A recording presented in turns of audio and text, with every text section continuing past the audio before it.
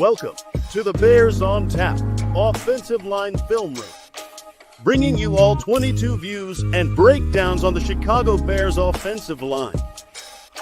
Presented by Quentin Q. Crisco and the one and only Ron Luce. Welcome back to the show where we talk about the big uglies and the big uglies only. We are talking offensive line. My name is Quentin Crisco. I am joined by Ron Luce, and this is the most excited we will get all show because the Bears lost in horrible fashion. But Ron, how are you doing this fine evening? Q, it's another great day to talk Bears with you. We just had a great time with our friend Brendan recording this week's preview show, and we get to double down on some more Bears with some O-line talking. You know how much I enjoy talking about the big uglies with you, my friend. So as you said, I am very excited, but because the Bears lost, I'm sure my excitement is going to dwindle as the show moves on. You know, Ron, I should actually edit my statement because the Bears lost, but the Bears offensive line had a really nice day. Like outside of Braxton Jones had a rough day once we got to the second half. His first half was actually solid. But for the, I said on our preview show, and I believe this. This was the most cohesive of a unit I've watched for a Bears offensive line in a long time, where it doesn't look like five individuals trying to do individual jobs. It looks like they're a team working together. And I'm telling you, man, that's exactly what we like to hear. Let's get into it. So I don't have any specific order for these. These are just in chronological order from the game. So we'll just kind of take them as they come. This first one was a nice little run here. That direct snap to DeAndre Swift, and they give him a nice seam. Just I mentioned on our preview show that Darnell Wright and Jonah Jackson have the ability to basically clear out anything they want in the run game. And this is a fine example of that, in my opinion. Yeah, and this is just really nice outside zone. I mean, that's simply what it is, and this is exactly how it's drawn up. If you can't get to his play side shoulder and drive him upfield, you wash him out.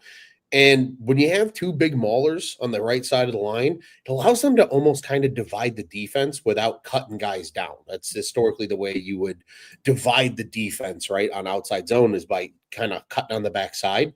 Here, they're just able to wash things out. You get a really good block from Cole Kmet, who does get to that play side shoulder, as we noted there before. And it creates cutback lanes. And that's the thing of beauty when outside zones run properly. This is just a really good start and a really nice run. But big credit to that guy right there. That's a really good block that allows DeAndre Swift to get back to said cutback lane.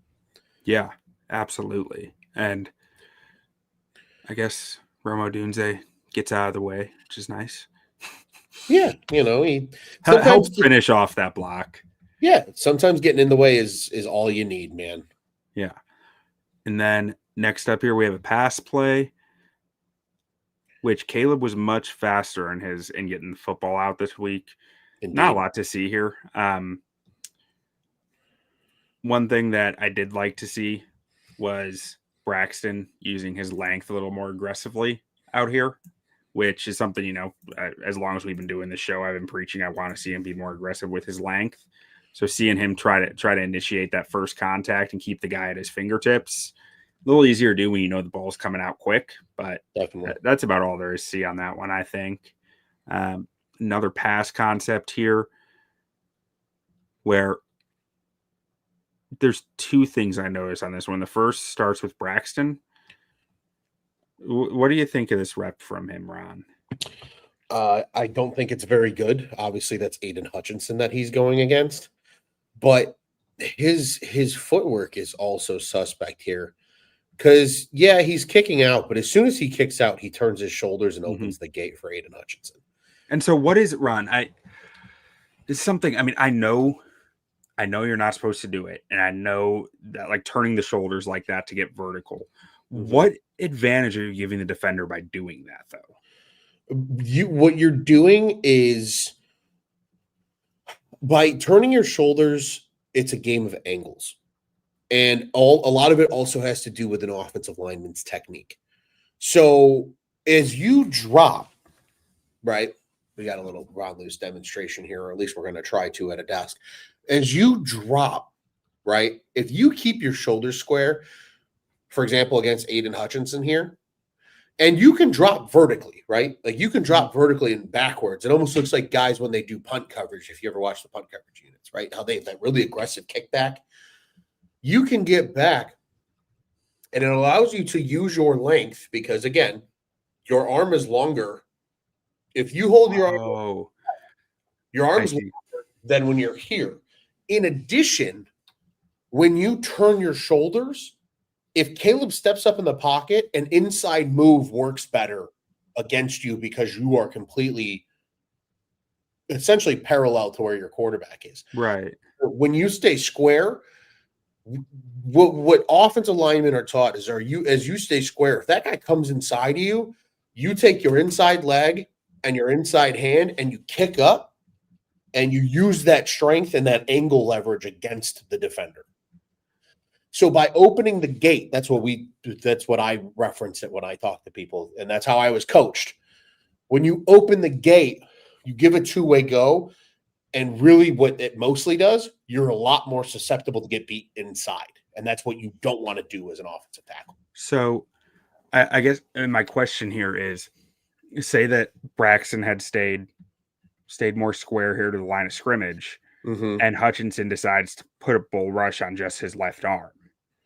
Isn't that a more susceptible position for him to be in for the bull rush?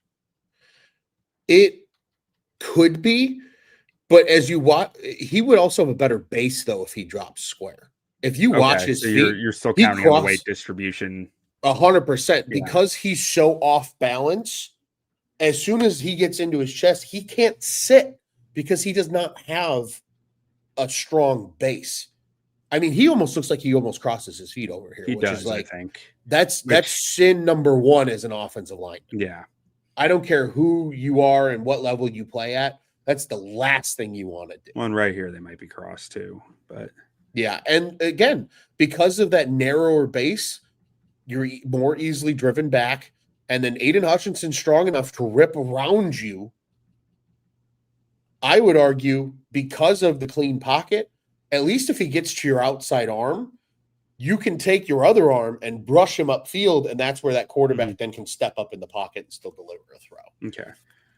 Well, thank you for that's something I've always, like I said, I knew, but I've always had that question. I've never been able to ask it to anyone, which makes a lot of sense. It's, on the bull rush, I guess if he can get square and his base down, like, obviously squared up is the best way to take it on, but the odds of doing that are just low. And then go ahead. Oh, I was just going to say, and I feel like, especially in the NFL, is when you see certain guys can turn and still win. I think Darnell Wright's a player that does that a lot because he's just so big. But if you watch the true greats, if you watch the Trent Williams, if you watch the Lane Johnson, the Jordan Mailatas, the Trey Smiths, the Tyler Smiths, the guy who we just talked about on our preview show as we get ready for this Dallas Cowboys Bears game this weekend. If you watch those guys, man, their shoulders are never not square. And when they get beat, they're always fighting back to get square. And that's because that's really good coaching. That's really good technique. They're technicians, man. And that's why those guys last forever. That's why Kevin Zeitler is still in the NFL in his, age 38 season or something crazy like that at this point in his life. Because when you play with great technique with great strength and athleticism is far greater than just athleticism and technique itself. Or athleticism and strength itself, pardon me. Technique is everything in offensive line play. And I think it goes severely underappreciated because the guys that get to the NFL are just freak athletes. But the true greats are the guys that are also great technicians as well. Yeah, absolutely. Guys like Joe Thuney. And I mean, Drew Dalman is an extremely impressive technician himself, but he is. A lot of it is making up the lack of size. Bingo. I was going to say the one way you wake up for a lack of size as an offensive lineman is having great technique.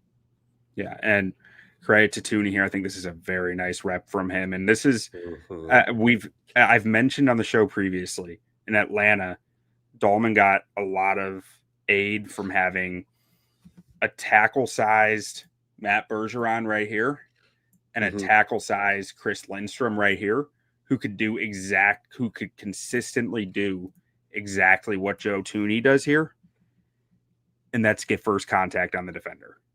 Bingo. And give that little bit of pushback that lets Dalman get that hand positioning in there and just anchor down, and then Thuney can go help. Like you said, if Aiden Hutchinson pull an inside move here, it looks like Joe Thuney's ready for it, which makes me think, to Scott's point here, that Jones needs to attack outside and force him into Thuney. I don't think Jones can do that right now. I don't think he has a kick step in him that is explosive enough to get out there. And so I'm wondering if there's a point where the coach are just saying, hey, do whatever you have to. We'll protect your inside. Just get out there. Yeah, and that absolutely could be some of the strategy. That's the other thing, right? This isn't a college level program where, you might have 15 or 20 offensive linemen. In the NFL, you carry 8, maybe 9 if you're lucky on the active roster more days than not. So it's not like there's somebody that's just easily coming off the bench that can fill your spot. Sometimes you got to, as a top player or as a starter, you have to play through injury. And sometimes that's just game planning to, hey, we understand you're not fully healthy, but you're our best option even at half strength. We'll find a way to help you out. And I agree. I think that's exactly what Braxton's mindset is here, is just make sure you don't get beat to the outside because Joe Thuney's coming. Yeah. And then what do you think? There's actually a lot to look at this in this rep. What do you think of Jonah Jackson here? Well, Q, for me, it's always about that first touch. And, this is a heck of a block because he's also working a 4-eye here. Right? Guy's a little bit outside, lines up on the inside shoulder of Darnell Wright. I think this is a pretty good rep. That's good hand fighting on the inside. The thing that Jonah Jackson, I think, does largely well, as long as he can stay square with a guy, and you see, obviously, the defender kind of start to get to his inside shoulder here at the end of the rep. If he can stay square, he can eat a bull rush really well because he's just a mauler. And as long as he's got his hands on you, he's got a good enough anchor where he can sit. And I think that's exactly what he does here. You see it. You're taught as an offensive lineman, as soon as you feel that guy get in your chest, you sit your ass and dig your cleats into the grass. That's exactly what it is. Sit your ass, dig in the grass. Mm-hmm. And I think he does a largely good job here. I mean, it's a good inside move. He has no help. He's on an island. That's clearly how they're calling the protection. It's a slide protection left. If you're covered or there's a man outside of you, that's your man. You're locked on. And the running back's there to maybe chip if it's a really wide rush, which obviously it is here because you have Cole Kmet split out wide, not in a traditional necessarily tight end set. That's not your traditional wide 9. That's a really wide 9, and you'll see that more in the NFL as this game progresses. So overall, I think it's a really good rep from Jackson. I also think these guys are also benefiting from Caleb getting the ball out faster. Mm-hmm. Naturally, any offensive line is going. Yeah, I knocked him a little on this because, like you said, when he's square, he's good. But if you can get him off of that square base and find his edge, you're going to beat him. And that's what I'm seeing right here when the defender is able to swat his hand or spike his hand out, and then find that corner. And Jackson really struggles to recover to his left pretty consistently. And that's it. Like, I mean, if Caleb holds this ball another split second, he might be getting sacked, is kind of the way that I saw this, which I like, and that's so many O-line reps, right? Like, you like it, and then you don't like one part of it. And it's that one got me a little there, but I liked so much leading up to that moment. Well said. Absolutely. All right. So now we have another run play, another very nicely blocked run play. Can we go back really quick before we get into all of it? Can we watch Aiden Hutchinson just completely hurdle Colston Loveland here? Oh, I did not. Ron, I'm so fixated on my 5 guys. I did not even notice that. This is insane athleticism. So I love this motion. This is the motion I'm starting to see a lot more in all of football, not just the NFL. You're starting to see this at the college level a lot too. Yeah, this is the definition of a wide 9. Actually, that's like a wide 15 if that actually existed in football. Yeah. And again, you're starting to see it more. It only is effective at the pro level because these guys are freak athletes. But Colston Loveland's on kind of a backside wham block of sorts here, just to keep him honest. And he just completely hurdles him though. It slows him down. That's all it's designed to do. All it's got to do is slow him down. But he clears him. And like Colston Loveland, like this is a really good cut in terms of technique. Like he's going right at like his thigh pads, which is pretty much where you're taught to go.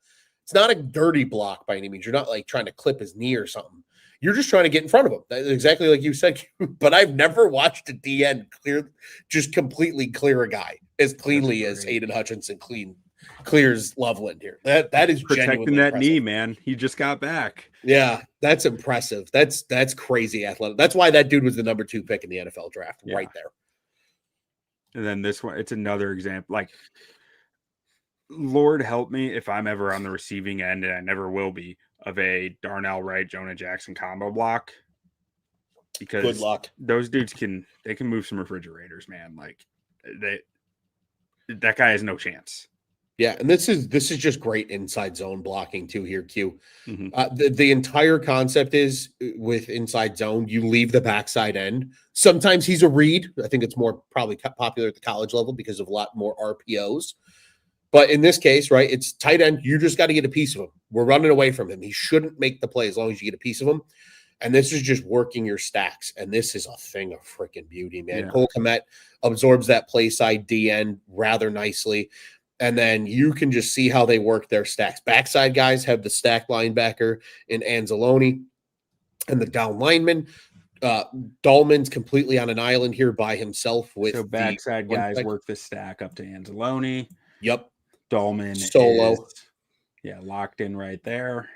And then you've got your play side stack, which is to Campbell, as you're highlighting here. This is just classic inside zone right, baby. With Cole Kmet making sure he keeps that D end to the outside, and this thing opens up freaking beautifully. Yeah, I did knock Dalman a little because he goes a little further backwards than I'd like, but I mean he's 1-on-1 against the nose. I'm not expecting much more than that from Drew Dalman. No, and what he does nicely here though, Q, and this is where some of that technique comes into play. Is holding. It's only holding if it's caught.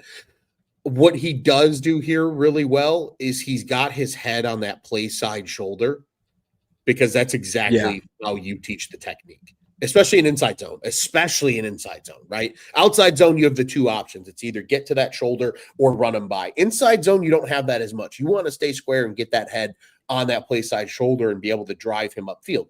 Obviously, Dalman doesn't get the drive upfield here, but by keeping that guy honest and flat at the line of scrimmage, it allows Swift to read the blocks, right? Because in zone, it's still the running back. The running back's got 2 first reads.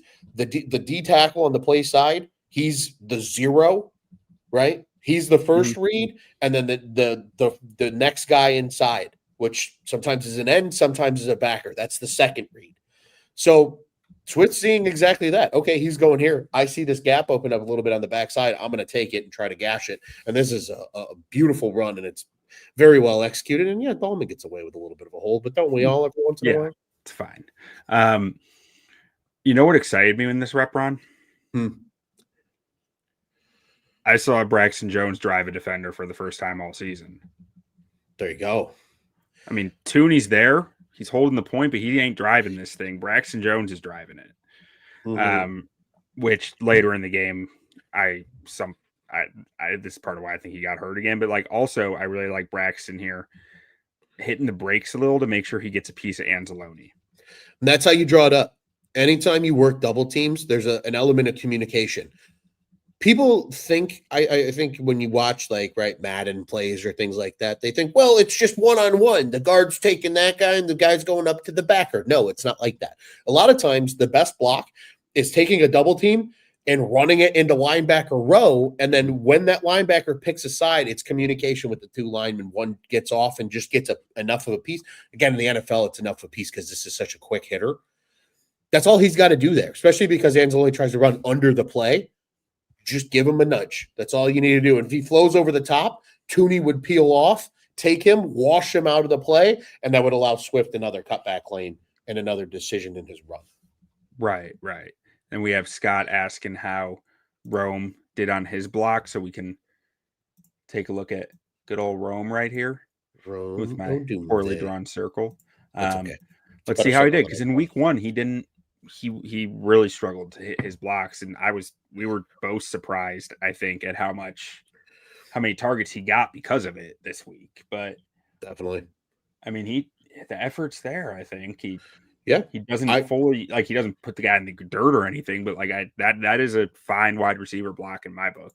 Definitely. I mean, it forces the corner to be tied up long enough for Swift to get probably an additional 5 to 10 yards on the run. I mean, again, reiterating, I think something that we talked about a little bit on last week's show, right? Not every play is going to hit for a touchdown, even if it's run perfectly. Sometimes the perfect result is a 10-yard run.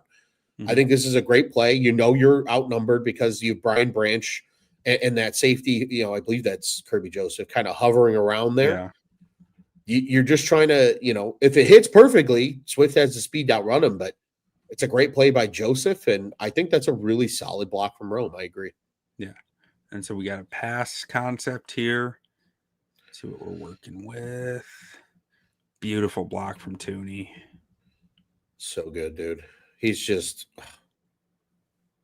Q. Well, I don't know. So like, here's like I think I'm not totally positive on this, but I think I've seen a lot of Bears fans critiquing moments like this from Thuney as he's still getting pushed back in the pocket, and most guys are going to be pushed back in the pocket, but to me, it's the control and predictability that he does it with. Like he is very consistently pushed at a slow pace, and Caleb knows, like there's a timer in Caleb's head that it has to be going, okay, I have this much time, and Thuney is consistently hitting that spot at that time. Like it is not deviating. It's giving your quarterback a clear plan of how to manage it.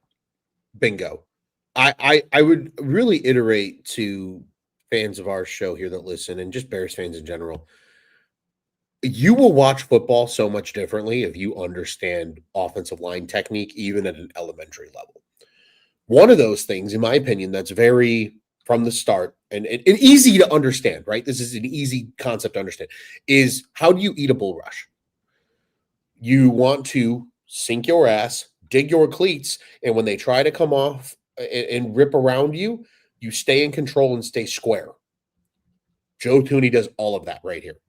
Right? There's the sit. There's the anchor, right? You see that kind of the ass drop and the 2 feet get even, and then you see him bunny hop. He's keeping square and in control, like you said, Q.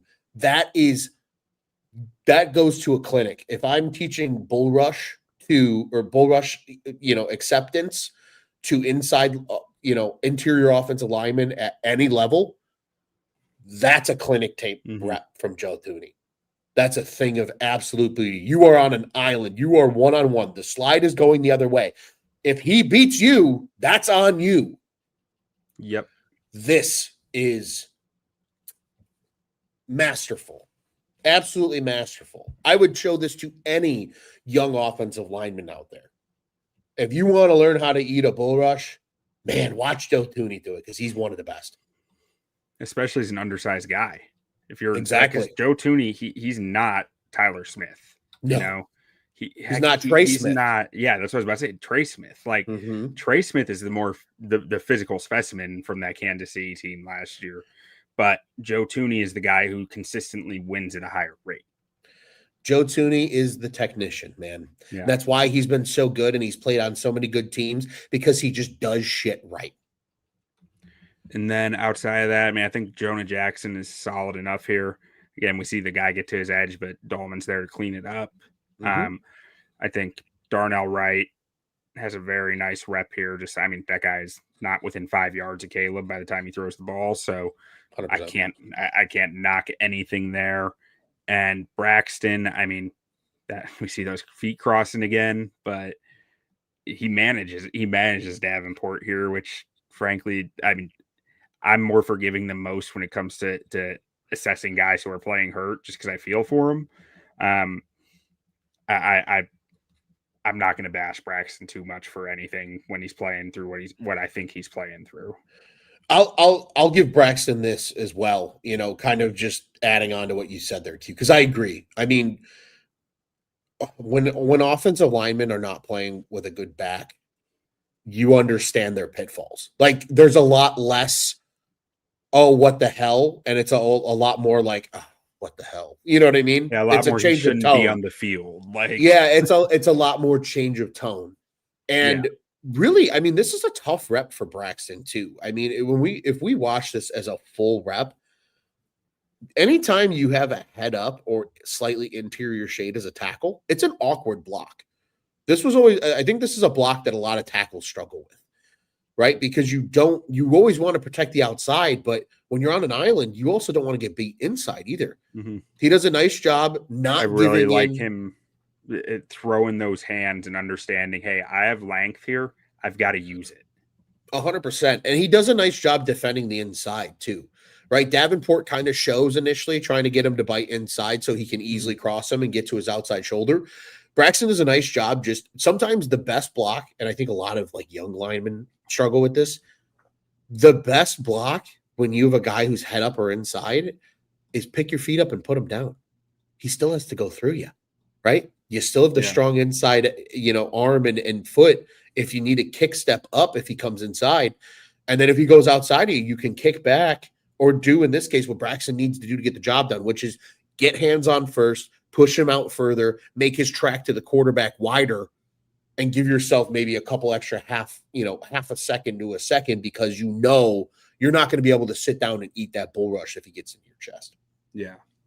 All right, let's see what we got next here. Run play. Nice little fake, I think. Oh, no, just a screen. It's just a wide receiver screen. There's not much to see here. It looks nice, though. Thing I really noticed was Braxton. I liked because this looks like there is a run option. It's probably a pre-snap option. Yep. But the linemen don't know what it is, and I really liked this block from Braxton. He just really like that drive, that sit down, explode into him, and lift. I thought was really nice to see from him. From the little that I know about football, Q, I would bet you any sum of money that the call is a run play and it's tagged with some sort of screen. If whatever the read key is, right now, the read key changes offense to offense. Maybe it's the placement of the outside linebacker being a little bit outside of the box here and more on that hash. Maybe it's, just seeing a certain stack look on the corners, on the receivers, right? Whatever that the read key is on the play based on the look, that's 100% what Caleb's doing here. But this looks really good. You can tell this is shaping up to be a nice inside zone run. If it is a give, this is one of those situations where it's blocked so well, even though he might have made the right read. You're like, just give him the fucking football. Just run it. Just run it, baby. I just like seeing Braxton getting a body blow in Anzalone too. It's like he punches him pretty good there. Absolutely. You love to see when Braxton's weaponizing those hits. Now that's a hell of a kick from Braxton, by the way. That's how you should kick. This was pretty. This is how you set like a wide 7, essentially. Man, this is what I was saying though. Like, I felt really good about a lot of his first half stuff. Yeah. And then it was like it just tanked, which is it has to be like injury re-aggravation or maybe a new injury. I think it might have been pretty soon after the QB sneaks, which seemed like for an injured guy are probably torture. Maybe those aggravated it, but something happened, and he went from looking the best he has since probably, I don't know, it's his peak last year, to not good. Yep. Well said. And then let's see, we got Jonah Jackson again, very similar to that previous rep where we're saying like he anchored down and then the guy got inside a little. He was able to anchor a little longer here, but guys know if they can work to the left on Jonah, they can get there. Like they can get past him. That's just a limitation that's always been in his game. But you're going to have to take a lot of punishment to get there is always kind of the thing with Jonah Jackson. Yeah. He's going to beat you up if you're going to get to that spot. That's for sure. Yeah. And then let's see how Wright did. Man, I like this rep from Wright. Like, it's not the cleanest thing ever, but he just gets his big old mitts on the guys like, you ain't going nowhere. Like, and then tosses them. Like, I feel kind of the same way about the Darnell Wright rep as I do the Drew Dalman rep on this one. You're really taught to not get your head involved in pass pro, right? And keep your head out of it. But this is just a good example of like just doing whatever it costs to get the job done. You know, you gotta still respect it. Even if you're going to be harsh and criticize it, you can still respect it. And that's exactly how I feel about both Wright's rep here and Dalman's rep. Because even though it's not maybe the cleanest from a technical standpoint, they still get the job done and they keep the pocket clean for Caleb to deliver a throw. Yeah. All right, let's get on to the next one here. I just love the finish from Wright too. I'm a sucker for a finish. Oh, sure. I love when O linemen finish a block because there's not a lot of guys that are good finishers, man. It's always nice to see when they get to beat up on somebody. Okay, Manungai. I love a running back that'll get his nose dirty. And this is brutal from Wright, but I mean he recovers, but it's still not good. Yeah, not good. But again, these guys are so freakishly athletic; they can sometimes get away with shit that like a less athletic offensive lineman or a smaller offensive lineman can never dream of. Not a great rep necessarily from Jackson either. It's kind of a weird protection, if I'm being. What do you think's happening here, Ron? This feels honestly a bit like telling Cole Kmet he's one-on-one with the D end, and Darnell Wright, this is just full-blown slide left. Everybody's sliding to a gap over. You know, right, hey, you got to protect the outside, but if nobody shows right away, you're coming with everybody else. Because they really roll this protection. And this might have been called this way, right? They pick it up pretty perfectly. They do. And I mean, aside from like Wright botches it a little bit, he recovers, but I mean they tie this blitz up well. This could have been something that was in the game plan, in my opinion, where hey, you might see this nickel blitz, and this is how they play it. The DN crashes hard, you know, the D tackle tries to get to his outside gap. Delays from the linebackers and the end comes wide. Hey, it's going to be a quick throw if it comes, but if you see it, this is how we want to treat it and check the protection because somebody's coming wide open, which is exactly what happens here with Rome. Because this is the windows. It's either Rome clears and Campbell runs with Rome, and Zacchaeus is open right behind him, or in this case, Campbell doesn't move, Rome's open underneath. That's the read. That's what it looks like to read. Obviously, we're not in the room. That's got to be it. It's one or the other. Like same window of the field. You're seeing it all. Whichever the linebacker chooses, you choose the other. Yep, exactly. And this is exactly what I meant when I said they were playing like a unit more than a singular. This rep is perfect example of that because there's a lot of junk on that left side. Yeah. And they pick it up perfectly.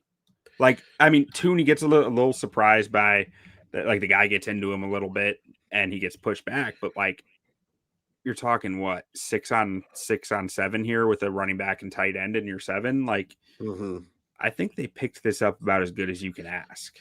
Definitely. I'm not mad about it. Again, like O-line play is not always pretty. This is the example of it's not pretty, but you were effective enough to get the job done. And I feel like Braxton's been better with pressure points this year and understanding where to get his hands to really impact guys. Like the guy still does get by him with speed, but I like that he found a point of contact that just destroyed his rush to an extent. Yeah, where you can control the body. I've always said if a guy is bigger than you, attack his hip. And if I don't know what it's like because I was never that, but I guess if you're bigger and longer than everybody else, attack their shoulders. Yeah, well, especially if they're trying to dip around the corner like that. Yeah, definitely. Yeah, use their weight imbalance against them. and just shove him to the ground. And props to Cole Kmet, man. That dude was blocking his butt off. I'm hammering every Cole Kmet prop bet at some point this season because this dude's blocked so hard that he needs the rock. Some last week. I couldn't believe he didn't get any because he was blocking so well the first week. Maybe 2 in a row is what it takes. Not a lot to see on this one. The blocking's more misdirection than anything because it's another direct snap to Swift. So unless you want to see that back, I'm just going to roll the next thing. No. Sometimes those plays are, I don't know. Sometimes they make me mad. I feel like they're setting something up more than anything. Oh, 100%. I knocked Jonah Jackson on this one. He gets in my mind, he got entirely too far behind the line of scrimmage on this, which is the second week in a row where that's happened. Mm-hmm. Because any cutback lane is gone because of him at this point. So it only gives Swift one choice of where to run, which is not the concept of the play. Yep. The other thing that he struggles with here, especially being on the backside, right? Thuney and Jones are trying to push these guys outward. Dalman does a nice job getting to that play side shoulder of the linebacker, Anzalone. It's one of the best things he does. Jonah Jackson does not get to the play side shoulder of that backside D tackle, and that's what really screws the play up because it allows that penetration. If he just covers him up and keeps him flat at the line of scrimmage, I would make the argument that there's probably a cutback lane here because Darnell Wright does a nice job blowing Jack Campbell by there. Yeah. Pause, maybe. I think that's how that works. Wait, what? Never mind. We'll continue. I know. I catch myself saying stuff all the time on our shows, and I'm like, ooh. Yeah, that put that in the wrong context, and that's really rough. That's kind of how I felt about that one. So that felt a little risky. I usually just ignore it and move on. Just keep it moving. Just acknowledge it in your own brain and keep on keeping on. Yeah, I agree though, because again, the Q. I think if you watch how this sets up, if Jackson at least stays even flat down the line and is able to really push him by. Mm-hmm. I mean, look at that cutback lane that he and Darnell That's just Wright like the first run that we saw. Like it would have hit just very similar to that. Watch. Do you know which ankle Braxton's issue is? I don't. If it's his right, I mean, he knocks ankles right here. And he gets he gets caught up. Maybe. He does kind of grab at that ankle right away, too. Yeah. Or at least it looks that way. I don't know if that's just like coincidental. I forget who the hold was on this play, too. I forgot it was a penalty. It might have been Braxton going down. I would say either Braxton or, honestly, I could. Oh, no, I think it's Jackson. I think it is Jonah. Yeah, it is 100% Jonah because the flag comes from behind the line like that. Yeah. All right, so now we're behind the sticks on this play. Pass play. Oh, Braxton. Is he getting too deep in his set here? Like what? Because he really, or are his legs just so long and his steps are so high that like anytime he gets pushed back, it feels like forever. Well, this is so when establishing the pocket, I think a lot of people think of the pocket as a big circle, which it kind of is, but you want it to be more this way. Yeah. Almost like a spearhead, right? Yeah. If Braxton Jones is able to set wider and get out there and get to Hutchinson has a farther track of getting to the quarterback. Right. When you open, this is kind of going back to that opening the shoulders thing, Q. Now, as Braxton, you have set the edge, you've bowed the edge in more of the pocket. Yeah, he's definitely coming back inside to turn with, because he's not square. That's why the square is so important, because it allows you to drop on that 45-degree angle and create a wider pocket. Here, it creates a narrower pocket, and then because Hutchinson's able to get into his chest, because Hutchinson's crazy long, he's able to, one really good punch to the sternum here, and he's almost in Caleb's face. Yeah. That's one of the biggest downfalls of Braxton Jones, unfortunately, because there is no anchor, and because I think he struggles with true speed rushers. When I keep coming can back get to his outside. To what Brandon Thorne told us, his opinion of Braxton was like, it's not an anchor issue, it's a range and balance issue. He's not fast enough to get out on that 45-degree angle. And then he bows in like this, and then he's just unable to. You're saying you'd rather see him keep going this way than Bingo. curl in this way. Exactly. But you need range to do that, right? You need range, and he doesn't have it. Right. You need the range to keep your shoulders square. That's why you see it a lot in the NFL. There's very few guys that are truly good enough with range on those wide speed rushers like that to nullify him. And again, that list is like, Trent Williams, Deion Dawkins is really good at it in Buffalo. Those type of guys where, they're really elite about kick. I'm staying on my 45-degree angle, locking up a defender 7, 8, 9 yards from the quarterback. And QB's got all day to throw. He's able to heat up his hot pocket while he's waiting to pick which read he wants to throw to as well. Yeah. And then otherwise, I mean, Thuney doesn't have to do much here. There's occupying him, which was a trend for the Lions. They really tried to occupy Thuney a lot of this game, which impacts his grades. He's got a lot of 0 grades essentially because he's just being occupied but not having to do a lot. See, Dalman is kind of a similar thing here. There's occupying space with him, and Wright and Jackson are just locking things up on the right. Yeah, I think the rest of this looks really nice. I really also like, this is just an appreciation again for how good Joe Thuney is, because it's really hard, in my opinion, to do the kind of that inside pillar punch where you're coming with your inside hand and punching a guy who's rushing you either head up or outside. But a lot of this is relative position. You have the right aiming point, which is in pass pro here would be the inside shoulder of the D tackle, exactly where you see his hand make contact. And then still having the wherewithal to not stop your feet, because that's where young offensive linemen really struggle. Not stopping your feet, keeping your feet active, and then resetting your base for your next move, right? You halt his plan, disrupt his plan at the point of attack, and then resettle in and be ready to make the next strike. He knocks him. He's off his plan as soon as that first punch comes. Joe Thuney's able to just sit there and play mirror drill with him. Man. And this is where grading gets lost. Like I saw this rep as much more he's spying Caleb than anything. Do you think he actually just got so thrown off his plan he just kind of deer in the headlights it, or do you think he might be a spy here? I think it's a real possibility, because you see his arm come. He's getting ready to do a swipe and either a swim or a rip. Okay, so it's maybe like, I bet you that we do see this against Caleb a decent amount. Coaches might say, if you just lose the rep, just spy. Sure. Oh, I'm not a D lineman. I was long ago as a freshman and sophomore in high school. I'm sure that's 100% part of the technique, and especially in the NFL defenses, right? It's very different at collegiate levels. It's very different at high school levels. But hey, man, you're not going to win most reps. That's the nature of the beast, especially against these really good offensive linemen. If you don't win the rep, and especially if you're in the middle, just don't leave a huge gap down the middle, because Caleb's able to run, or any of these quarterbacks are mobile. But I bet you there's 100%, hey, go get him. And that's such a good punch, though, by Thuney. That's the thing. Good O-line play is so hard to judge sometimes, because you don't know how hard that strike is unless you're visually seeing it up close. Well, and I'm pretty sure I marked this as just a fine rep for Thuney.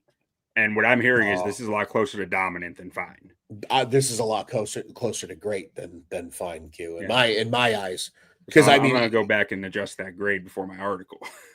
completely throws him off his plan is what it looks like. Because D linemen are taught, this I do know, D linemen are taught to have a plan going into their pass rep. Right. Do you want to hit the swim? Do you want to hit a club? Do you want to, when he shows his hands, do you want to swat him down? Do you want to swat him up and get into a bull rush? What are you going to do? What is your plan? It looks like he's going to rip, because he brings that inside hand. But I want to give a shout out to Tito in the comments for giving us the $5 super chat. Been a Bears fan for 25 years. Definitely not feeling very good about Sunday, but hopefully they can do something better for you. At the very least, we hope the O-line can give us a lot to enjoy. Absolutely. because Lord knows we haven't had much the last few years, and it's starting to shape up like we might have some O-line tape to enjoy. Yeah. And Q, really quick, just to kind of finish up with Thuney here. You see it when he punches, right? Because he punches, he gets extension, gets that arm longer. You see him bring that inside foot. That's his attempt. He says, I'm sealing off the inside. I'm not getting beat there. I know I'm athletic enough to come back and get to my outside. Which makes sense when you see Dalman swinging out to the right. Exactly. Right? He's narrowing the range that he has to cover by doing that. He's locked. Like, that's what the protection is. It's a slide right. He's not starting the slide. The center starts the slide in this case. He is locked onto that man because he's covered. So young offensive linemen or football fans out there, you ever hear the term an offensive lineman is covered? It means he has somebody over him or in his gap. Now, here he's not technically covered, but there's a man outside of him. Most defenses, that would be a 3. But again, it's the NFL and they can do whatever they want because these guys are freaks. So he could be in a 4-eye here because you have Aiden Hutchinson in a wide 17.5, like Shaq's shoe size. Great. But that's a great job disrupting inside. He knows he can take that away. And then the guy's just like, well, my move was maybe going to be into the inside, but I'm done. I'm toast. And he just, all Joe Thuney's got to do is sit there, man. Okay. Let's get on to the next play here. Hugh, this episode might be 3.5 hours. I see your 5.5 minutes of tape here that we have to get to. Ron, we don't have 5.5 minutes to get to. 5.5 minutes is the entire game. Oh, okay. This one was just a screen pass, so I'm just gonna forego it basically here because it's not even a O lineman. Ooh. Wait, is that just the other stuff? Is what you're insinuating? Rome. That was a good block by Rome at the end there. I mean, we can assume I cut it off right before. Yeah, no. So this is the entire game from the end zone view of O line tape. Or the second the O line is not in the frame, I cut it out. Oh, gotcha. This is the best way I have found to review a full game 5 times is to cut it down as short as I can and then watch it 5 times with the edits already done. So I don't have to do all the edits 5 times. Touche. Smart. Looks like they got a little gap concept here. Oh, dude. Joe Thuney, it's a polar in this game, was a thing of beauty. A thing of pure beauty. I'm telling you, man, Joe Thuney is. I'm getting to a point in my life, Q. I feel like an old man yells at cloud here. There's very few players I feel the need to buy a jersey for. Joe Thuney is one of the ones I want to buy a jersey for. You know, Ron, I might join you on that. There's not many we get like this. No, there's not, and so I'm enjoying it. I'm soaking it in as much as possible. I will say this just on a quick note, and maybe this. I think this is something that's interesting because I think it shows the evolution of football that I don't think we fully realize until we step back and truly think about it. When I played college football, which we are pushing a decade since I last suited up in a game,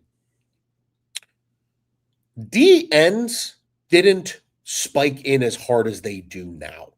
That is a very new defensive concept where instead of rushing the outside and establishing the edge, these guys are taught to pinch and condense the play to a smaller window of space. It's a spacing game, and it's a new way that they're doing with spacing, where these DNs are just taught to come down and just blow shit up on the edges.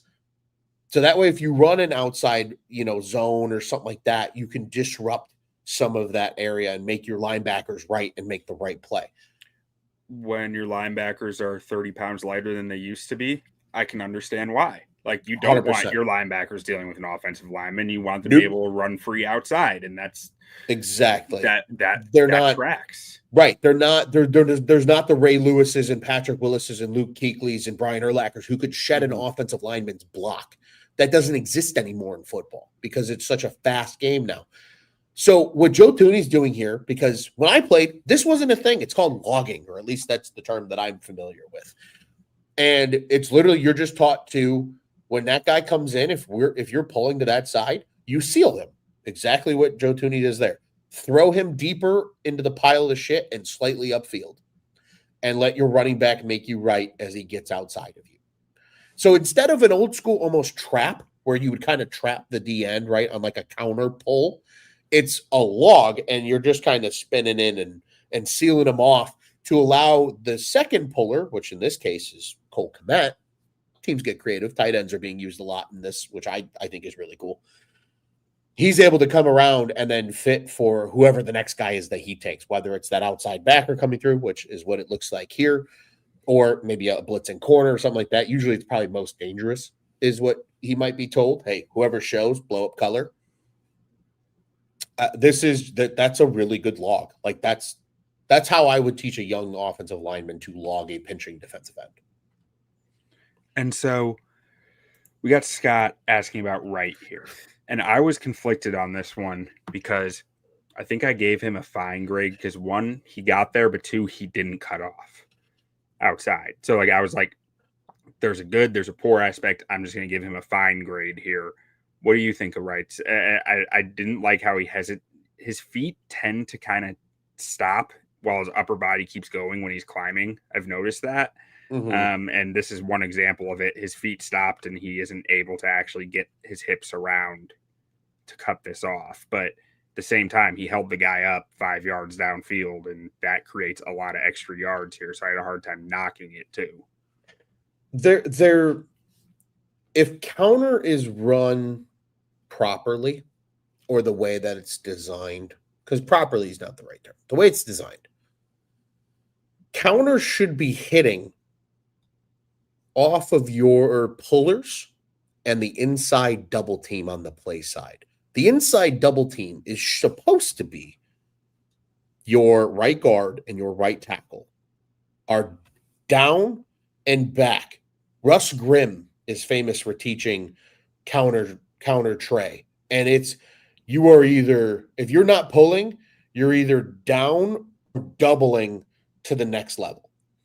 And that's kind of what we see from Wright here, right? He gets a hand, and he spikes up pretty quickly. As soon as that, because that D tackle is so far inside, he's given a hand. If they can double team to that backside backer because he's not the puller's man, that's fantastic. If not, he's told to climb. And I'll tell you what, climbing's hard. So because there's a scenario here where Swift is keeping tight to the line and trying to go here, right?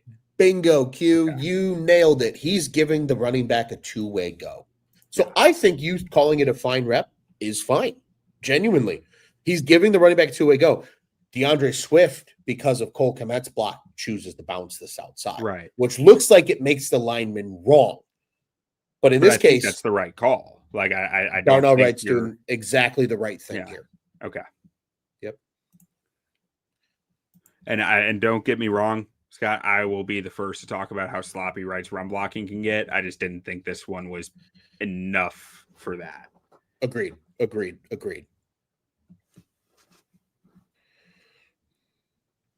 We got the pass concept here.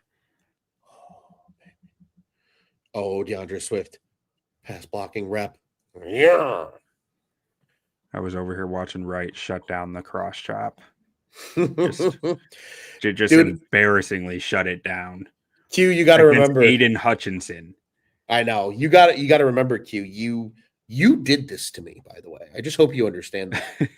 You have made me an appreciator of good run blocking by running backs because you've dragged me into the Building the Board project and allowed me to do running backs every year, which has been awesome, and I love it. So when I see a good, willing running back blocking rep, because to me it is really, I think it's very undervalued how much they are an extension of the offensive line in pass blocking. I really genuinely believe that. That is a take that I have about running backs and what they're taught to do in pass blocking and how they impact because of the speed and the skill of the game. They need to be good blockers. And a lot of good offenses. That's why these guys that are good third down backs exist for so long, because they can block. They can absorb a linebacker. They stay in the league for forever because they'll always have a job. It's a big part of why Austin Eckler is so viable still. Yes.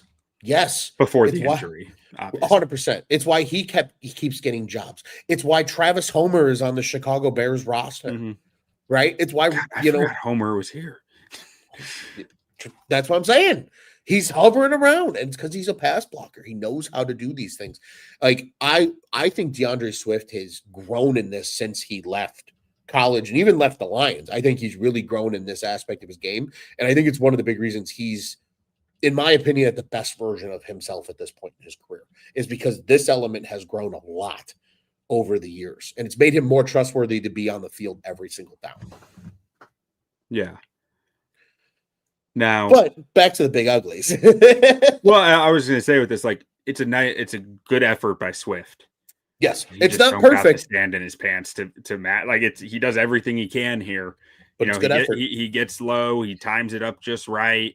Stands the guy up, but like there's still only so much he can do. Yeah, especially against Jack Campbell. Yeah, especially against Jack Campbell. I mean, that's probably one of the top dudes in the league that you're going to have a hell of a time with. Yeah. He does a spectacular job there. But I think this is great pro all the way around, man. I like the strong inside hand from Jackson here. He keeps the defender who is outside. As you mentioned, with Darnell Wright defeating the chop. And the strong inside hand is so key for Jackson. Yes. Because as I mentioned, his recovery to his left is just putrid, non-existent. I think it's a strong rep by Dalman. Thuney does a great job being in the right position to defend Braxton's inside. He knows he needs to get there because Braxton's also assuming on this play that he's going to have to drop outside because you see him initially kick and look, and when that guy bails, he comes inside to help out his guard. Yeah. This is just a really nice blocking play. This makes me really happy, Q, to see. We didn't see anything like this in the last year of us. That's what I'm saying, man. Like these guys, the teamwork aspect of this really has grown. Yes. And like, I mean, that's what happens when you pay vets to come in and proven vets to come in and sure, but do this. I would argue that Braxton and Darnell Wright have gotten better at it too. And I think that's also a lot of credit to I just meant the guys who set the standard in your room of what is acceptable and how to work. 100%. That I 1,000% agree with. Yeah, you got three like true pros in there.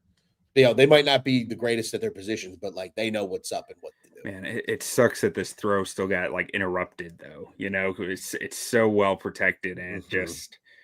I mean, I guess Caleb's. If I'm guessing, Ben Johnson's probably saying you gotta get off that read faster.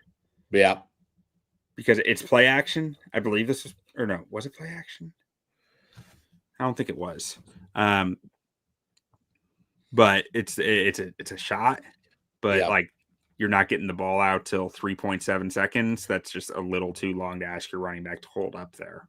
Right, especially when you're asking him to come up the gut like that. I agree. All right, so another pass play here. We see. Oh, there's that beautiful bull rush technique from Joe Thuney. It's so good, man. It really is. It's so good. And this is another way you see the routes interrupt the pass rush with Kmet and Loveland both getting in the way of Aiden Hutchinson here and just interrupting his timing. He interrupts Loveland's timing too. But so I mean, there is give and take there. But it does the job, and it gives your lineman an extra second to get on the right angles. He has to come inside, and at that point, there's no chance he's getting there. Yeah. Right. One thing I'm really starting to appreciate about Wright, there just aren't a lot of offensive tackles in the NFL who can hold up to defensive tackle power the way he does. Like, his power is really something for his athleticism. Yeah, he's just there's a reason he shot up so many draft boards. There's a reason the Bears ultimately took him at 10. I mean, he's got traits that very few offensive linemen in the league do. It's for him, really, it's just putting it all together and being more consistent. I think that's the thing that takes him from a very good right tackle to an elite right tackle. Yeah. But so, yeah, just nice rep all around here. I mean, Braxton gets walked a little, but I'm not upset about that. No, it's, again, I think his technique is better here for taking on the bull rush. He's able to establish his base more. Yes. Make it slower. He's still roughly 3 seconds to the pocket, which is like a little under it, but like I'm not complaining about this rep from Braxton. Yeah, he's trying to sit. You can see it that he's just trying to sit back and take on what he can, and it's effective. It gets the job done. Oh yeah. Right. Oh, was so close to having the snatch trap here, but he recovers from not landing it just to be able to stalemate the guy. I like how your eyes are constantly going to Thuney first and mine are constantly going to Wright first.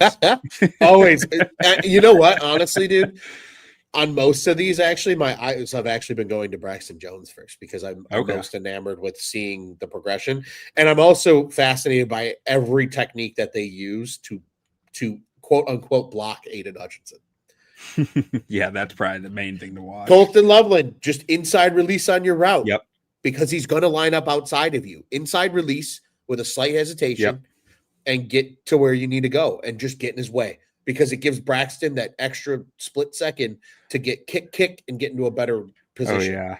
I loved Aiden Hutchinson's little dance here. It's dude, he's crazy. Like genuinely. He's just he just like a weird hesitation, but it's like, what are you doing there? I got a kick out of that. A little bit maybe of a hot take. I think Aiden Hutchinson is the biggest reason the Lions didn't go to the Super Bowl last year. Them losing him to injury. Yeah. I know he's a good player. I know he's a great player. But when we watch this tape, man, you realize now, like, there's a reason he went number 2 overall. Mm-hmm. There's a reason the Lions defense is statistically better with him on the field. This guy was set to probably be the defensive player of the year last year before his injury. I mean, that was the pace he was on. It was impressive. And yeah, they were still a 14 or 15 win team without him. But could you imagine had they had him for every game? Yeah. I think they are probably in the Super Bowl. I genuinely do. So I didn't notice this previously, but guy I just circled. I don't know if that's DJ Reader or Tyleek Williams. Fully expected to run here. Oh yeah. Watch his knee. He's corkscrewing. Mm-hmm. Yeah, he got getting down for the double T. Like this was a Ben Johnson got them to believe for whatever reason that this alignment, this formation meant run automatically. And he said, I'm run blocking, or I'm taking on a double team for run. Yeah, and I mean, it's also good. It's good play action. I mean, they fire out enough. Obviously, Braxton's firing out to the end and more of a pass set. But on the interior, this is a good enough fire out to at least get somebody to think, oh, shit, it's a run. For at least a split second. Yeah, and a split second's all it takes. That's all he has to get down and get that knee down and say, I'm not going anywhere. And for Dalman and Jackson, it's perfect because Dalman doesn't have to worry about potentially getting walked, and Jackson's big burliness is able to just to sit there and hang on with them, and they establish a good point of the pocket here as well. Yeah, that's really nice. The shootout, like you said, from Dalman, I think that's what causes that. Like that combined with the formation and tendencies, I guess you'd say, if there are tendencies yet, the Lions would know them of anybody. Yeah, Dalman sold that well, and that's another thing that you're getting that's not really showing up in the PFF grade. I bet that is a big help right there. You got to make the same things look different, and the different things look the same. This is what Dalman is so good at: getting out, just getting back, getting in, getting the hands in, and just working the guy to an angle that is impossible for him. Mm-hmm. He's not going to move people vertically. No, he's just not going to make that the play. Right there that's a skill that he is very good at and has always been very good at. That's all he needs to do, especially on these wide sweeps and pitches like this. Mm-hmm. I'm telling you, this play concept is becoming very popular in football again. It's almost like the old $26 sweep out of the old double wing offense. It's kind of the same vibe where you get both guards going and it's just a clean sweep across, and it's you're down or you're pulling out. Like it's some of the simplest blocking in the sense of techniques and scheme and things like that. It's you're either, if you're not blocking or you're not going out on the pull, you're down blocking. Like that's what you're doing here. And you can tell it's also old school technique cue by Darnell Wright. It's a very common double wing, quick hitting offense for tackles to go up to backers and leave defensive ends. Yes. Okay. Like if you ever watch like a high school football game where they run the double wing, watch the tackles on like an inside run, like a trap, for example. They're going up to the second level. They're not staying on the D ends because it's supposed to hit so fast and be gone that guy is more of a threat at the second level than the guy way outside at the first level. And I love Thuney's pull here. Just pulling right around Braxton and Komet and just getting into the guy, getting his hips swiveled around, and beautiful cutoff. Gets that power with the outside hand to just be able to get the guy exactly where he needs him, and then cuts off Braxton a little, but that's fine. I was going to say cuts off Braxton's guy, but that probably wasn't totally true. And to me, Q, this is the epitome. This is what I believe the log technique that I mentioned earlier should be. Is this exactly? I from what I've seen in my research, is that a lot of like college O linemen or high school O linemen, they like to log guys, but it's a flat log. They're just trying to get to his outside shoulder and wall him off. I don't think that's the right technique.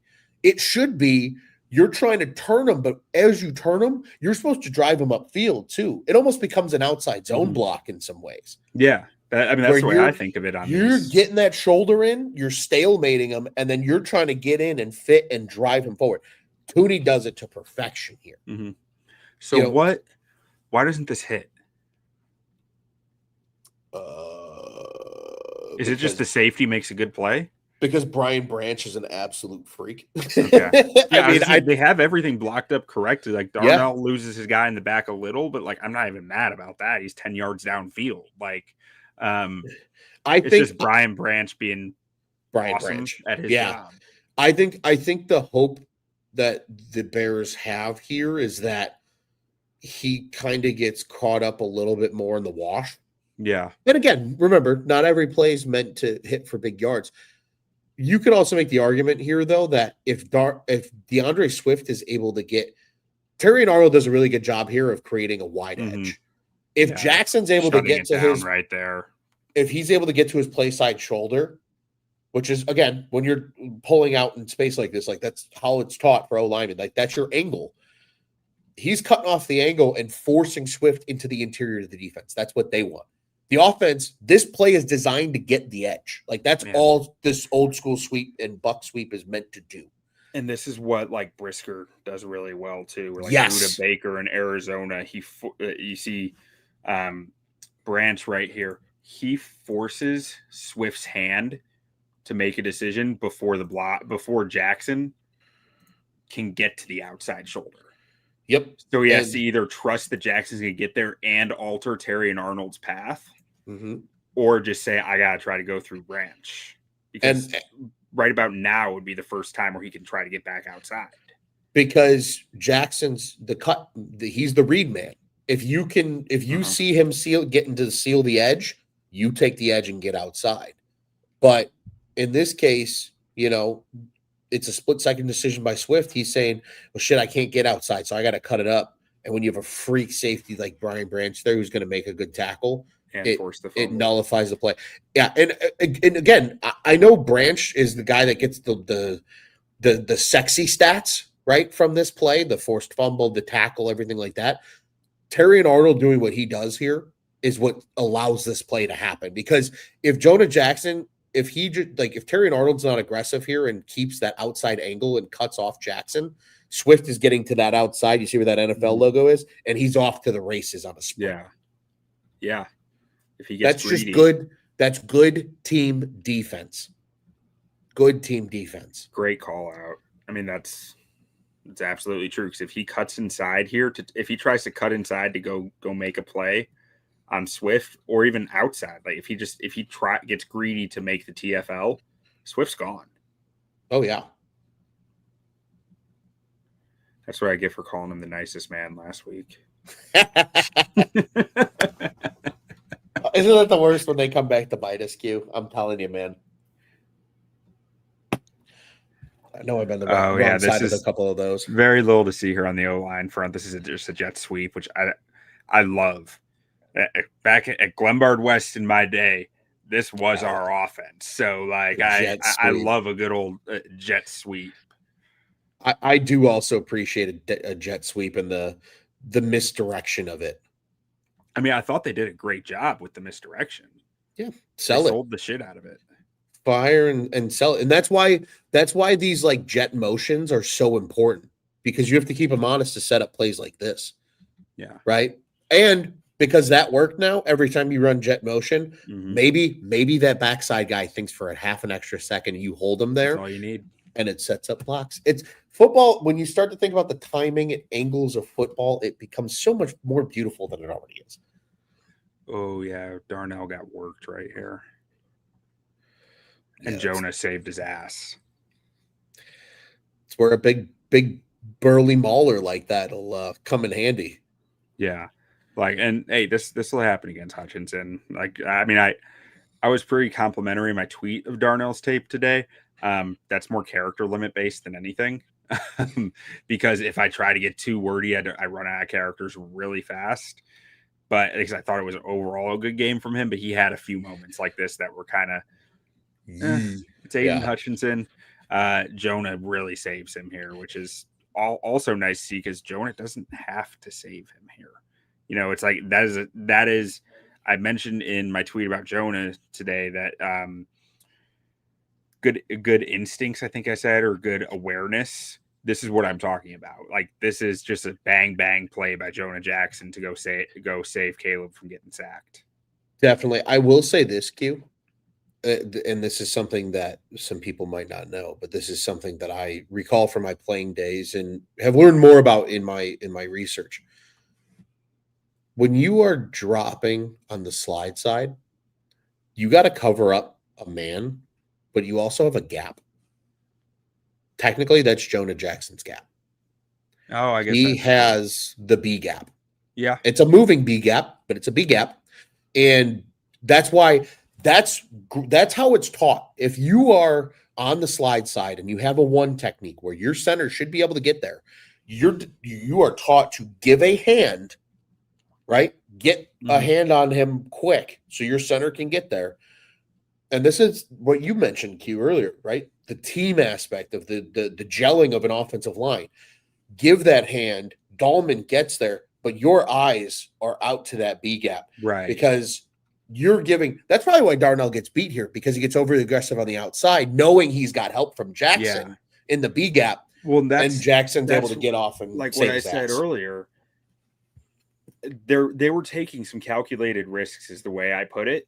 Bingo. Of saying, I know I have backup here, so I can go try this. And that's we have in 2-3 years, I think 2 years of 2.5 years or 2.25, whatever. 2 years and change of doing this. I've never seen a Bears offensive line be able to operate like this. And it's really nice to see. 100%, dude. I'm right there with you. Like, it's not even all the way there yet. No, but we haven't seen this level of operation. This is what a proper NFL offensive line looks like. Mm-hmm. And it's been a long time since we've seen that for the blue and orange. I mean, Caleb has 3.5 seconds here. You get the batted pass, which sucks. But if he's a little more on time, maybe that pass isn't batted. But such as such, he played a lot more on time this week. So I'm not going to sit here and harp on it. That's also just that's also just an unreal play. Like, because D linemen are taught to get their hands up if you can't get to the quarterback. Like, that's a hard thing to do. To time that perfectly and just boop. You're telling me having someone push with all their might against you and being able to get one hand away to get the ball is easy? Isn't easy? It's a skill, man. I'm telling you, I'll tell you what, D linemen that get a lot of pass breakups are elite freaks and a little bit of sickos that don't get enough love. Because that's hard. That's really hard to do. Yeah, be strong. You have to be a brawl, and you also have to just have good like sense of timing and awareness and kind of wherewithal and understand angles and quarterback's arm, and you know what I mean. Like there's also just some crazy instinct that goes into it. Block. You know, you're swiveling your head around. All of a sudden, you see this motion. You're like, try to get in there. Whoop. Yeah, Dexter's always been pretty good at it. It's a good rep. And then Braxton here Is he jump set? No, he isn't jump set. No, I haven't seen Braxton jump set. I don't think once in this game yet. Outside of No. the I don't know if he tight four really can with his ankle unless he's super covered up by tight ends. Yeah, I agree. Oh yeah, this is just a hug block from him, but hey, it works. As long as it works. And this is what I meant. This is what I was talking about with his hand placement. Mm-hmm. So he's hug blocked. The guy starts to separate from him. He gets that hand under, and he doesn't quite find the hip, but he finds just area underneath where he can push. That's new for him. Mm-hmm. Definitely.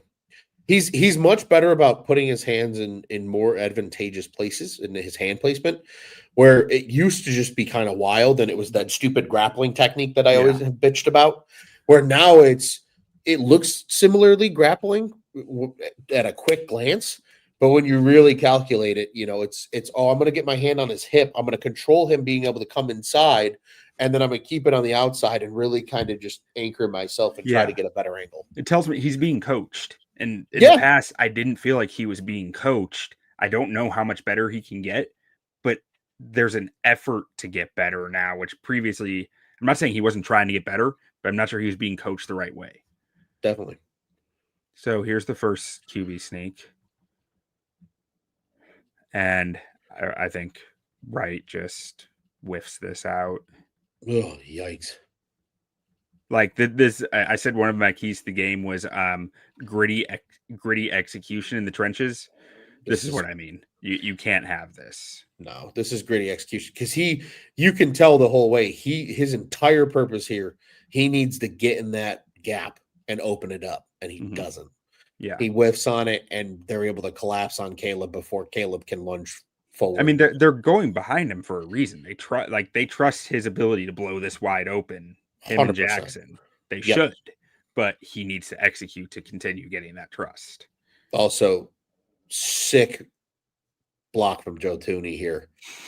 It always is, man. But like, get super low and like the kind of the under strong arm. This is almost like old school, like Georgia Tech, Army, Navy triple option offense. That is beautiful. Where you get low and just cut off the angle and you try to run them low. Again, dude, like NFL offensive line play is so detailed that like you understand why these guys are in the league, because you try to teach young players this. There's very few guys that can get this. And like, dude, it's executing at this level of violence and speed at the same time of it's just crazy. Like, and just people punching you right in the face. Yeah. At the hand speed that these guys have. It's wild. It's bonkers, dude. Absolutely bonkers. Like, we are watching it like each frame is 1/30th of a second. Crazy. That's the speed we're watching it at. Absolutely crazy. And then they trust Braxton to do that here, and Braxton just does not have the mass. Thuney and Dalman don't have the mass to move the nose. I couldn't knock them too. Like I knocked them, but like it's like your right side is your power side. You just don't have the horses in a situation like this to run it like that. That's not Trey Smith and, Darnell Wright and Jonah Jackson you're running behind. Got to remind people of the guy that everybody thought was going to be a Bear. Yeah. And they're the wrong Kansas City offensive lineman. They're blocking this concept up really nicely all game or so far. So they've run it a handful of times now, and each time they are Johnny on the spot. It's like this guard tight end counter. And it's a thing of beauty. And I mean, you see the eyes of Wright going to where his double team is. That's to Campbell on the backside. I mean, that's how it's taught. You're locking up on the backside. You're home. You got to overtake and seal off the other side. Braxton does a great job sealing this thing off. Thuney comes around, logs Hutchinson, and then you got Cole Kmet pulling through looking for the linebacker. And just unfortunately, Kmet comes off. Anzalone does a nice job of keeping this really, really tight. And it forces Swift outside just enough to slow him down and for the rest of the interior of the defense to rally and get to him. Otherwise, again, if he's able to hit this up the numbers with speed, who knows what happens? Yeah. I mean, Wright's got to. This is another one where, like I said earlier, Wright's feet trail his upper body a little as he's climbing. They just kind of get stuck in the mud. And it's another where, like, I want to see him hit that cutoff. Like, I'm not upset about his block here. He gets the guy 10 plus yards downfield and throws his timing way off. But I just would love to see him get those hips in position to just cut him off and not let him get back in the play. Yeah. I'm talking about a home run block at that point. So I'm not knocking him for not hitting a home run block. It's like, I know he can hit that home run block. It's possible, man. Yeah. You just know it's possible. And I know he has it in him.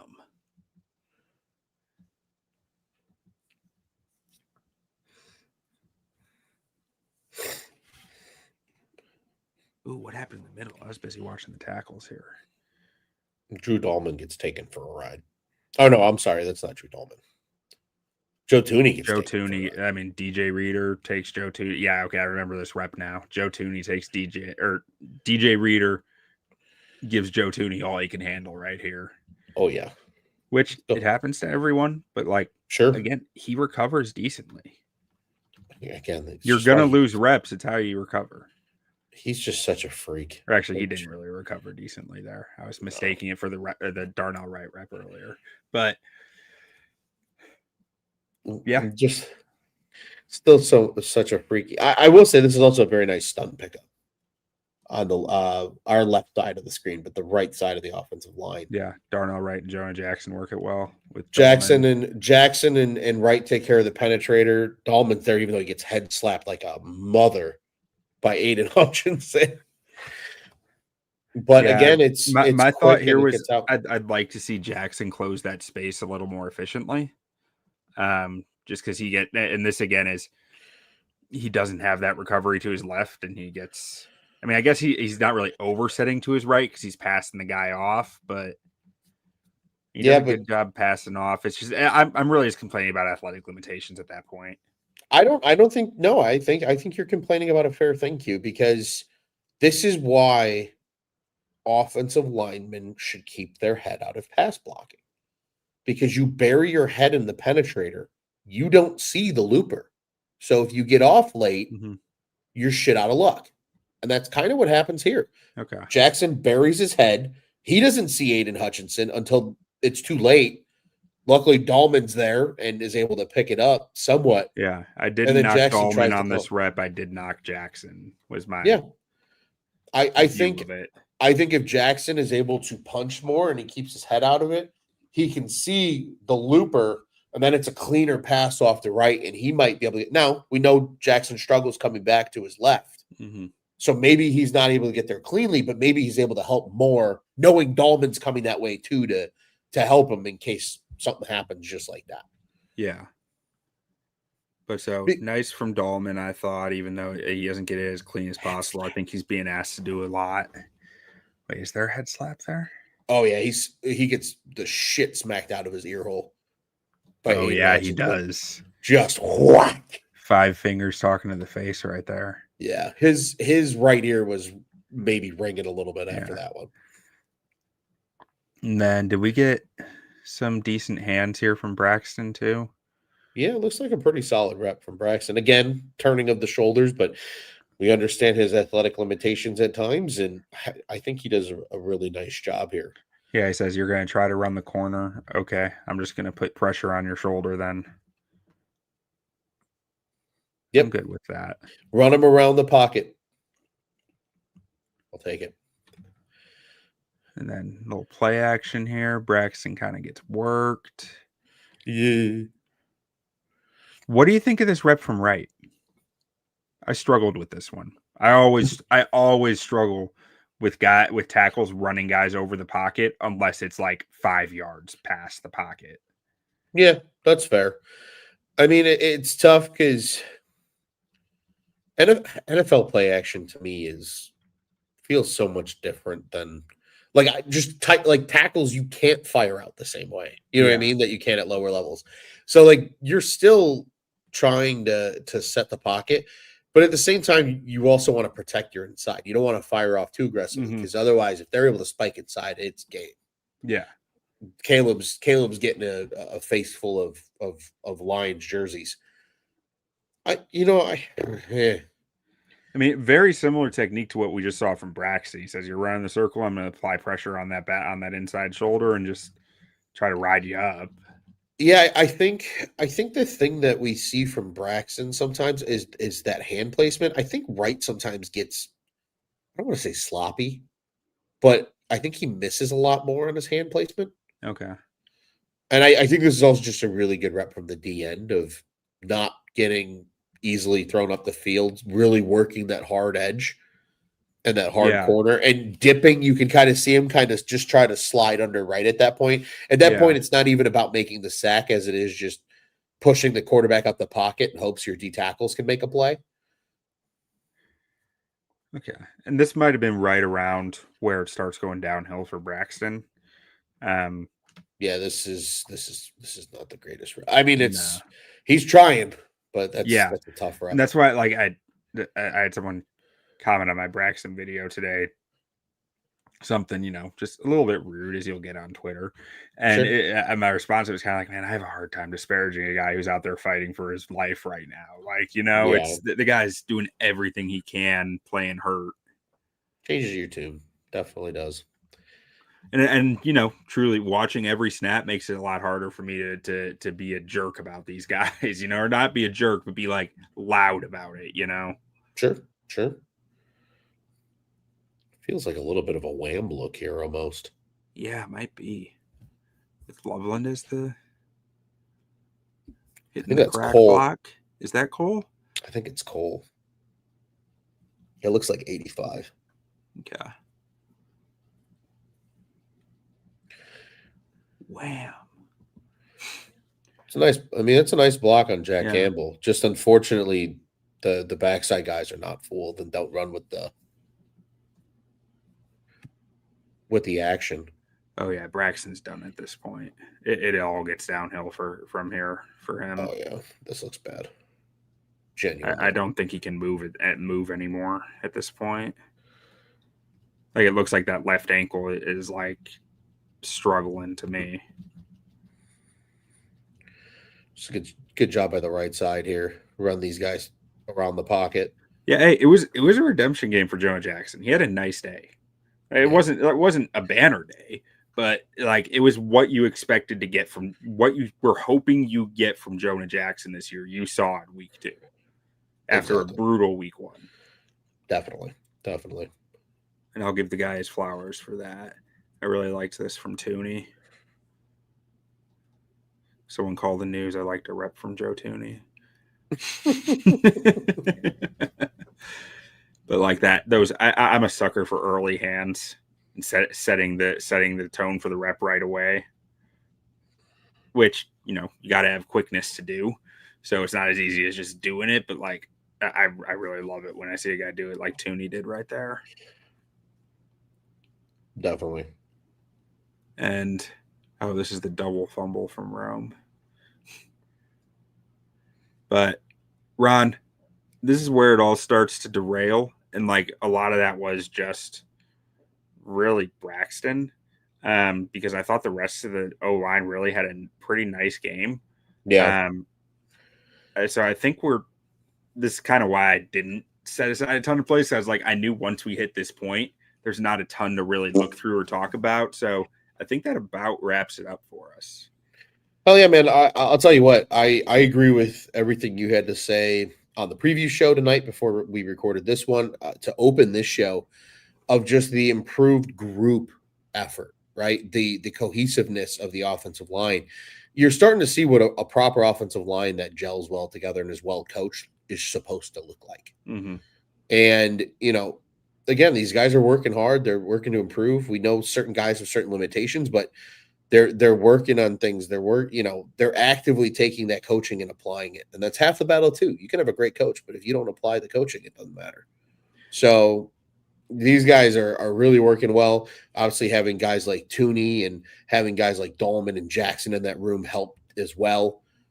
True pros that know what's up and are guys that largely value technique over raw power or raw strength, or they should. I like what I saw, man, and it really does give me a sense of optimism for the rest of the year. It just sucks right now because it's like you know the dragon meme with the three heads and the one's the Yeah. cartoon. Yeah. We're gonna do a 5-headed dragon. There's one cartoon, and it's unfortunately left tackle right now because of Braxton's limitations, and they just don't have anybody else in house right now that I think is a substantial upgrade.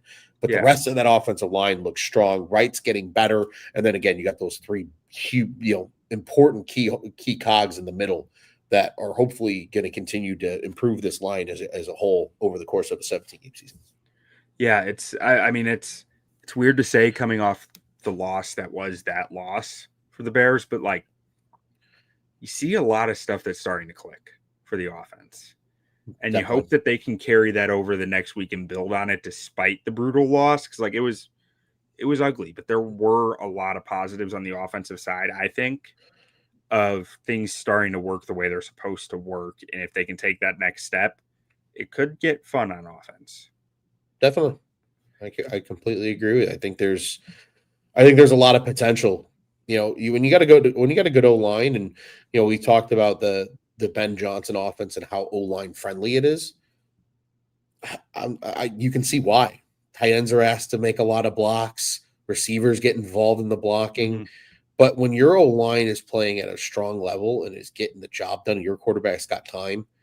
It allows the Jared Goffs of the world. Not that he's not a good quarterback, but you can win with those guys because you have a good group up front.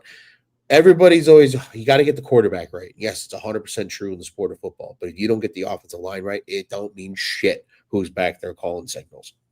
Right. Yeah. And that's so much of that is, I mean, I've battled with this like mindset myself because like, I'll look at the Kyle Shanahans and the Sean McVays and be like, their offensive line is just a bunch of random guys. Like, and they're making it work, but they teach it. They know how to teach it, and they know how to really coach it up. And that's where it's looking like the Bears have that. So I'm excited to keep watching their O line. Hopefully they get some wins along the way, despite a brutal start here. But Ron, why don't we just get out of here with a good old bear down and we'll end this thing? Fair enough, baby. Bear down.